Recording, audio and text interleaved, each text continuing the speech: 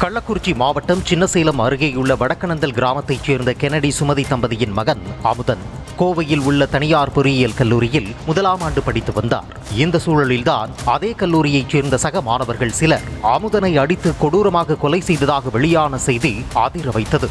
இதனிடையே அமுதனின் சொந்த கிராமத்தில் கண்ணீர் மல்க இறுதிச் சடங்கு நடைபெற்ற நிலையில் அவர் மீது பரப்பப்பட்ட புகார்களுக்கு பதிலடி கொடுத்திருக்கிறார் தாய் சுமதி. தனது மகனுக்கு எவ்வித போதை பழக்கமும் கிடையாது எனவும் அநியாயமா அவன் மேல பழிய போட்டுட்டாங்க, ஒருவனை 20 பேர் சேர்ந்து எதற்காக இப்படி அடிச்சு கொள்ளணும், சம்பந்தப்பட்ட எல்லாரையும் ஏன் இன்னும் போலீஸ் கைது பண்ணல, என் மகனுக்கு நடந்த இந்த அநீதி நாளைக்கு வேற எந்த மாணவனுக்கும் நடக்கக்கூடாது என நெஞ்சம் பதற பேட்டியளித்திருக்கிறார். ஏன் 20 பேரை இன்னும் கைது பண்ணல? என்ன நடந்துச்சு? என் பிள்ளைக்கு என்ன நடந்துச்சு? ஒருத்தனை 20 பேர் சேர்ந்து அடித்ததை எப்படி இவங்க மோட்டிவேட் சண்டைன்னு சொல்கிறாங்கன்னு எங்களுக்கு தெரியல சார். வேறு ஒரு பையன் அடித்தான், என் புள்ள கூட இருந்தனால என் புள்ள எதுவுமே செய்யலைன்னு அவங்களே விட்டுட்டாங்க. நீ ஒரு வாரம் கழித்து ஹாஸ்டலுக்கு இருப்பான்னு சொன்னாங்க. நான் இன்டர்னல் அட்டன் பண்ணணும்னு கேட்டதுக்கு நீ வெளியே இருந்து அட்டன் பண்ணிக்கன்னு சொன்னாங்க. என் பிள்ளை வெளியிலேருந்து இன்டர்னல் அட்டன் பண்ணலான்னு இருந்தான். ஒரு இன்டர்னல் தான் போனான்.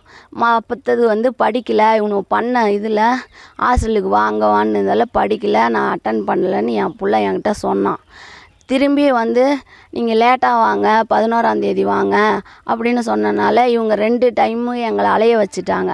மாணவனின் தாய் குற்றச்சாட்டு எழுப்பிய நிலையில் கல்லூரி முதல்வர் ஜெயாவும் டீன் மகுடேஸ்வரனும் செய்தியாளர்களை சந்தித்து தங்களது தரப்பு விளக்கத்தை அளித்துள்ளனர். கடந்த ஜூலை 21ஆம் தேதி இரவு அமுதன், அஜீஷ் ஆகிய 2 மாணவர்களும் கல்லூரி வளாகத்தில் நடந்து சென்று கொண்டிருந்த போது விடுதி சமையலர் மனோஜ் என்பவர் ஏன் இந்த நேரத்தில் சுற்றித் திரிகிறீர்கள் என்று கேட்டதாகவும் இதனால் ஆத்திரமடைந்த மாணவர்கள் சமையலரை தாக்கியதாகவும் கூறப்படுகிறது.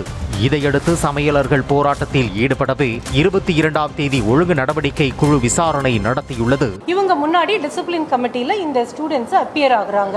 அப்பியர் ஆகும்போது அந்த பசங்க அக்செப்ட் பண்ணிக்கிறாங்க. 22 ஜூலையில் அவன் நாங்கள் தள்ளி விட்டுட்டோம் அப்படின்னு அக்செப்ட் பண்ணும் பொழுது இப்போ என்னன்னா இந்த பசங்களுடைய பேரண்ட் வர வைப்போம், இந்த மாதிரி ஒழுங்கு நடவடிக்கைக்காக பேரண்ட் வர வைக்கிறோம் அப்படின்னு சொல்லி பேரண்ட்ஸ் வர்றாங்க.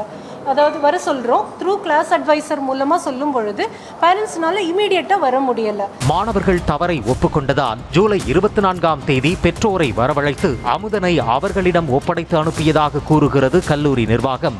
ஆனால் அமுதனை பெற்றோர் அழைத்துச் செல்லாதது 10ஆம் தேதி மாலை வரை தங்களுக்கு தெரியாது என்றும் போதைப் பொருள் விவகாரத்தில் அமுதனிடம் எந்த விசாரணையும் நடத்தப்படவில்லை என்றும் மறுத்துள்ளனர். அஜீஷனுடைய அப்பா அம்மா 2 பேருமே டீன்ஸை பார்க்குறாங்க.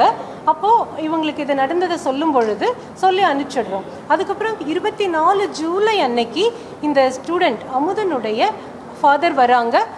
பேசும் பொழுது அவரும் அக்செப்ட் பண்ணிக்கிறாரு. ரொம்ப வருத்தம், இவர் இந்த மாதிரி தாக்கியிருக்கக்கூடாது அப்படின்னு சொல்லும் பொழுது சரி இதுக்கு ஒரு நடவடிக்கை எடுத்தாதான் நாங்கள் சமைக்க போவோம் அப்படின்றத இவங்க திரும்ப திரும்ப சொல்கிறதுனால டிசிப்ளின் கமிட்டி அவங்கக்கிட்டேருந்து இது என்கொயரி பண்ணின ரிப்போர்ட்டை கொடுக்குறாங்க.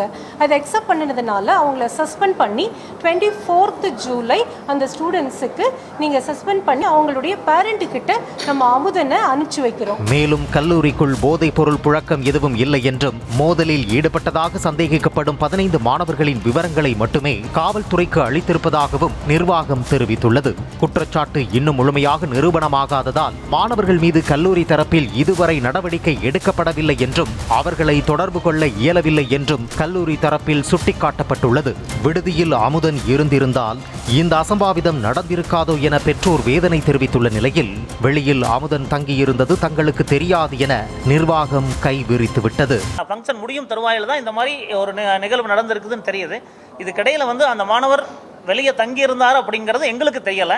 ஆனால் அந்த மாதிரி போதைப் பொருள் சம்மந்தமான எந்த ஒரு நடவடிக்கையும் நாங்கள் அந்த பையன்கிட்ட கேட்கும் கிடையாது. நாங்கள் மாணவர் அடித்ததனால் மட்டும்தான் நாங்கள் நடவடிக்கை எடுத்திருக்கோம் சார். ஒரு இளம் மாணவனின் உயிரை பறித்த இந்த சம்பவத்தின் பின்னணியில் உண்மையில் நடந்தது என்ன? சமையலர் தகராறுதான் கொலை காரணமா அல்லது ஏதேனும் மோதல்கள் இருக்கிறதா என கேள்விகள் எழுகின்றன.